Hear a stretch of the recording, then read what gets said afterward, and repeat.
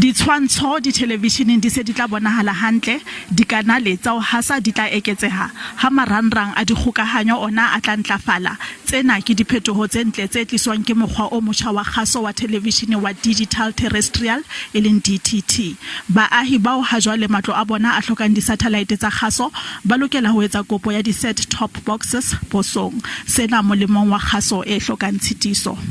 Re a khatleha he re le mo re tsamaya le lena ba ntlo ya kgaso or le ponela ka matlho a lena le ka di-camera tsa lena gore ntaba ya gore ho tla ba le blackout ya TV batho ba rena ba sa kgone ho shebella TV a se nnete.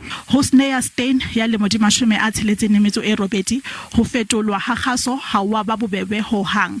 Dikanale tse nne televisioneng ya hae ha di sa fumaneha le ha hoja a latetse metjha yohle eo a neng a lokela ho ilatela.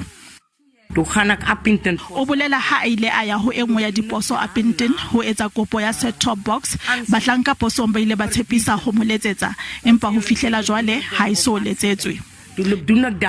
Bonyane ke diperesente tse 40 tsa mokgwa wa kgale wa kgaso tsa analog tsa SABC tse seng ditingwe le tse 84 tsa kgaso tsa analog tsa multi choice tse seng ditingwe ha tsa ETV tsona e le diperesente tse 4 tse seng ditingwe. We cannot afford to lose any viewers, but we fully support this process because it will enable the SABC to operate in a multi-channel and a multi-platform world. Muso o na le tshepo e matla ya hore o tla fihlella nako e behilweng ya phetolelo ya kgaso ho tswa ho analog ho ya ho DTT naha ka bophara isao kgweding ya Tlhakubele.